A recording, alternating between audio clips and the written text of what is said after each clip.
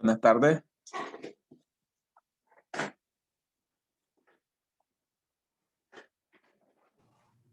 Buenas tardes, ingeniero.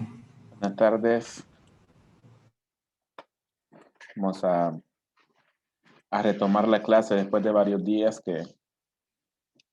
y bueno, ahí pues lastimosamente siempre me toca salir corriendo para poder darla. Entonces ahí por eso fue que no pude dar las clases la semana pasada, pues por cuestiones de laborales.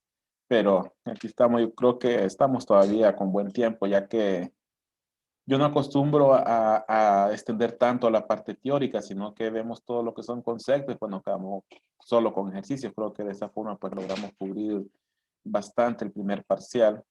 La idea pues ahorita es hacer lo mismo. La verdad que los temas de resistencia a materiales son bien accesibles comparados a un termodinámica o a un mecánica de fluidos. Entonces vamos a retomar eh, Vamos a retomar. Este segundo parcial nos va a llevar lo que es el capítulo 2 y capítulo 3. No lo vamos a ver todos los incisos de cada capítulo porque hay temas pues que ya se salen de lo que se va a requerir para lo que sigue de la clase y lo que sigue mecánica de materiales 2.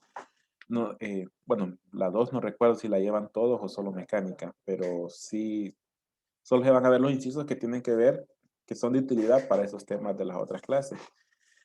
Bien, vamos a ver lo que es capítulo 2, que es deformación bajo una carga axial, y capítulo 3, que es torsión, que también pues produce una deformación.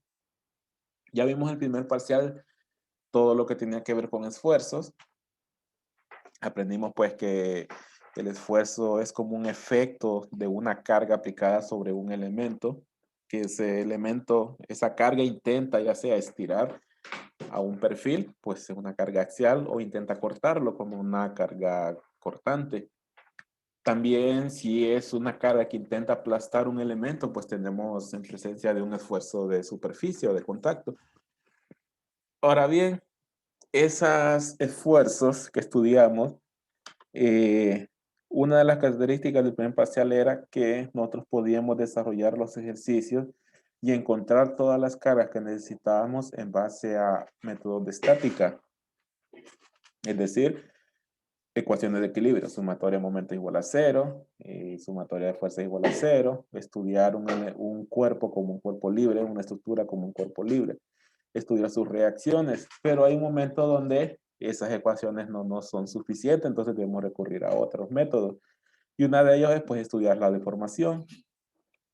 También deformación, o mejor dicho, el primer parcial, estudiamos los elementos a los cuales se les aplicaba una carga, pero no tomábamos en cuenta si esa carga deformaba el elemento, es decir, si le provocaba algún doblez o lo estiraba y no se regresaba a su posición original, obviamos esa parte. Ahora en este parcial no, ahora sí vamos a considerar esos casos donde el esfuerzo y la carga aplicada sobre un elemento sí provoca una deformación. La primera de ellas pues es la deformación bajo una carga axial. Si recordamos un poco, pues la carga axial es aquel aplicado a un elemento de forma axial o de forma paralela a un eje central de un elemento. Como vemos aquí, sería la carga axial en este elemento sería una carga P aplicada en el centro de esta varilla. Pero ahora sí vamos a considerar que si esta carga P intenta estirar este elemento, realmente lo logra estirar. Y a ese porcentaje que logra estirar, la vamos a llamar deformación. Bien, eh, ahora bien, esa deformación vamos a aprender que es directamente proporcional a esta carga. Entonces, si nosotros, mediante métodos de estática, no logramos encontrar esta carga P, pero sí conocemos su deformación, además de otras propiedades importantes, nosotros podemos encontrar esta carga P, pero a partir de la deformación. Entonces, es otro método que vamos a poder utilizar para estudiar los elementos bajo un esfuerzo. Bueno, retornando aquí la imagen, nosotros podemos ver que tenemos una varilla inicial sin ningún tipo de carga, una varilla BC, tiene una sección transversal A y una longitud L. Luego, venimos y le aplicamos la carga. Esta carga P ala hacia abajo y va a estirar el elemento BC. ¿Cuánto lo va a estirar? Eso lo vamos a conocer como deformación. Deformación bajo una carga axial representado por esta letra, que es pues la longitud que tenía más un pequeño porcentaje. Por ejemplo, si esta varilla medía, por así decirlo, 100 milímetros, y después de cargar, ponerle la carga, mide 102 milímetros, ¿cuál fue la deformación? Pues fueron 2 milímetros. Eso es esta deformación. Entonces, eso es deformación bajo una carga axial. Y no solamente va a ser una deformación en la cual yo estiro el elemento. Imaginemos que fuese una carga P dirigida hacia arriba. Yo intentaría comprimir el elemento. Y puede ser que al inicio el elemento medía 100 milímetros, pero después de aplicarle la carga mida 99. Significa que tuvo una deformación de 1 milímetro. Nada más que fue no fue que se estiró, sino que se comprimió. Bien, aquí hay un gráfico rápido para mostrar un poco qué pasa con la carga P para lograr una X deformación. Y vemos que para lograr una mayor deformación yo debo aplicar una carga cada vez mayor, cada vez mayor, cada vez mayor, hasta que pues en algún momento la carga, yo necesito menos carga para provocar una mayor deformación y esto lo vamos a ver más adelante como un punto de excedencia, un punto donde ya se empezó a estirar el elemento. Bien, vamos a ver otras imágenes que son muy similares. Vamos a ver siempre sobre la deformación, algunos conceptos, por ejemplo, similar a lo que acababa de mencionar. Para lograr una mayor deformación, yo tengo que incrementar la carga. También, si yo no elevo la deformación, pero sí duplico el área, yo también tengo que duplicar la carga. Es decir, es más fácil estirar un elemento delgado que un elemento grueso. Al elemento grueso yo le tengo que aplicar más carga para lograrlo deformar. Entonces, algo similar es lo que indica esta imagen. El lado derecho o izquierdo, perdón, es 2 veces el área del lado izquierdo. Entonces, o del anterior, mejor dicho. Entonces, para poder tener la misma deformación, pero con mayor área, yo tengo que aumentar la carga que le aplico a ese elemento. Luego, otro concepto es que esta deformación va a estar relacionada a esta longitud L. Es decir, que si yo aplico la misma carga a este elemento, pero duplico su longitud, también voy a duplicar su deformación. Es decir, que si con esta carga yo tenía un elemento de 100 milímetros y lo deformé 2 milímetros, y después esa misma carga lo aplico a uno de 200 milímetros, la deformación va a ser de 4 milímetros, porque estoy duplicando la longitud. Bien, eso es alguno de los conceptos de deformación. Bueno, aquí está en forma de texto lo que acabamos de hablar sobre las imágenes. En todos los casos, menciona el libro, el esfuerzo, el esfuerzo normal va a ser igual a la carga normal o carga axial entre áreas. Ese pues es algo que aprendimos en el parcial pasado. Entonces, esta ecuación se sigue manteniendo. Lo único que en el parcial pasado nosotros necesitamos encontrar esta carga P a partir de los métodos de estática. Pero ¿qué pasa si esta carga P no la puedo encontrar mediante los términos de estática? Entonces necesito otra forma de encontrarlo. Entonces ya vamos a ir entrando a esa parte. Ya vamos a ver más adelante que la deformación está relacionada a una carga P. Entonces, si yo la carga P no la puedo encontrar mediante métodos de estática, puedo encontrarlo estudiando la deformación y repetir el proceso, pero al revés. Y así pues poder encontrar esa carga P. Pero antes de eso, vamos a seguir hablando sobre deformación. Bien, este símbolo que se hizo aquí, este símbolo delta, lo vamos a utilizar para definir la deformación que yo tengo en un elemento de forma longitudinal. Esos 2 milímetros que yo dije, eso es esta deformación. Es una deformación que me dice cuántos milímetros se deformó mi elemento. Se deformó 2 milímetros, significa que se estiró 2 milímetros adicionales a la medida que ya tenía. También hay una forma de relacionar la deformación y es la deformación unitaria. La deformación unitaria es la deformación, bueno, voy a marcar aquí, es la deformación o es la relación de deformación por cada unidad de longitud de un elemento. Bajo una carga axial se representa por la letra E o épsilon. Bueno, realmente la letra épsilon.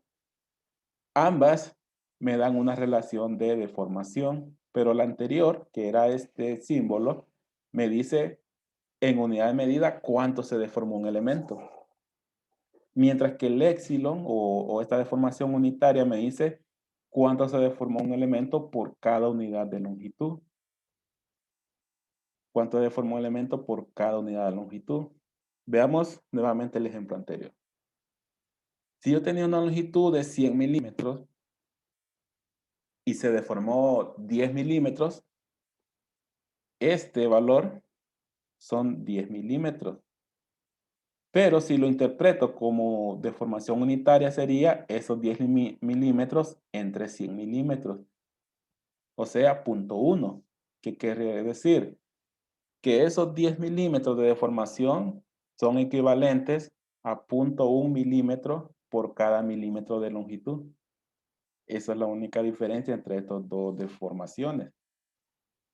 Y esa es la que vamos a utilizar para los gráficos que vamos a ver ahorita, más adelante, siempre en esta diapositiva. Entonces, la diferencia entre estas dos formas de medir la deformación es que la deformación, así como se dice, solo deformación, me dice cuánto se estira un elemento, mientras que la deformación unitaria me dice cuánto se estira un elemento por cada unidad de longitud.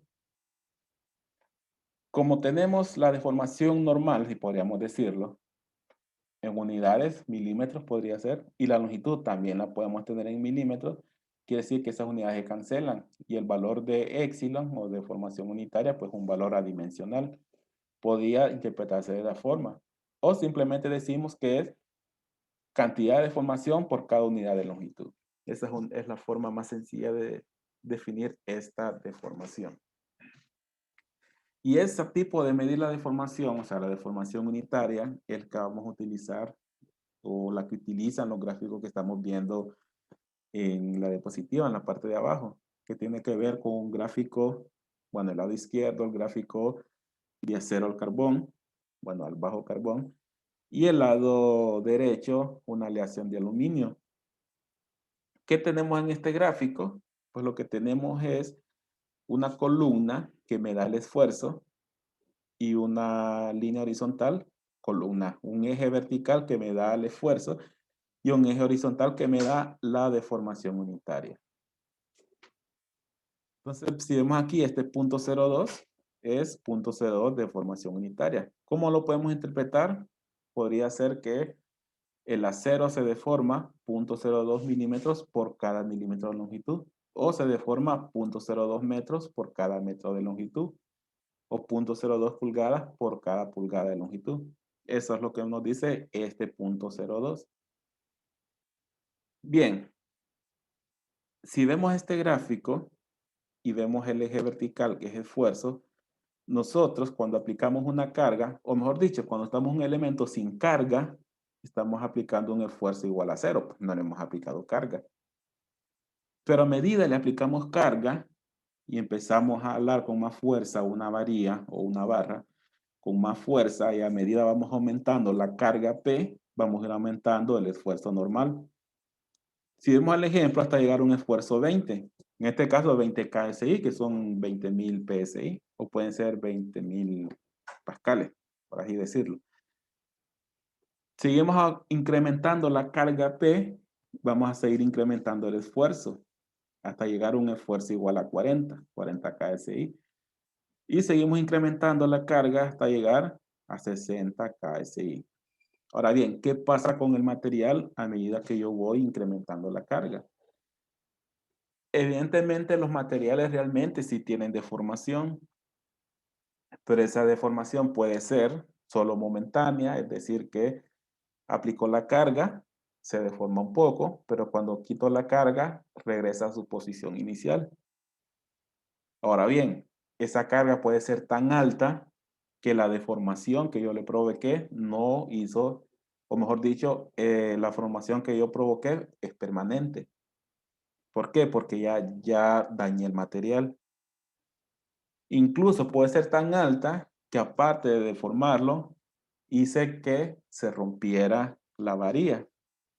Entonces, eso lo podemos ver representado en este gráfico.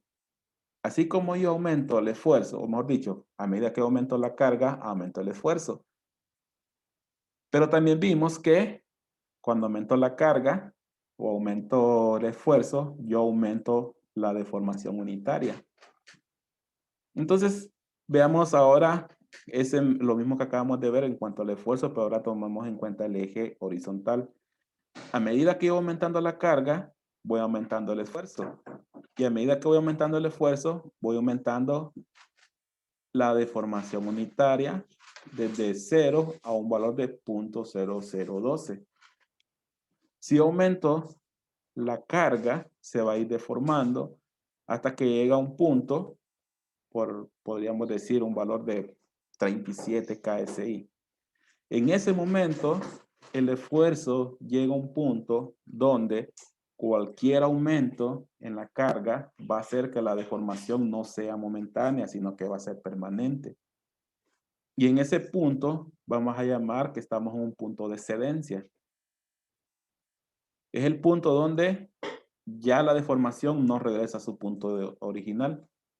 En ese momento yo voy a estar ante un esfuerzo normal, sub Y, pero este pues es un esfuerzo de excedencia. Es un esfuerzo de excedencia, vamos a ver más adelante ese esfuerzo. Cualquier carga, o una vez que ya se dio el material, dependiendo del tipo de material, pues el acero tiene este comportamiento, el acero empieza a estirarse. Es como cuando alguien estira un hule, a medida que se estira, pero llega un momento, bueno, él regresa, pero hay un momento donde él se revienta, es porque sobrepasé el esfuerzo. Pero si lo vemos desde el punto de vista de un metal, lo vamos a estirar, va a llegar un momento donde cuando yo lo suelto ya no regresa a su posición inicial porque ya nos encontramos en este punto. Ya su deformación es permanente. Ya no puedo regresar a su posición, a su forma original. Ya fue permanente, sobrepasé el esfuerzo que ese material podía soportar sin deformarse permanentemente. Y toda esa zona donde se deforma permanentemente va a ser el lugar de excedencia, o sea, donde comenzó a deformarse permanente. Y toda esta zona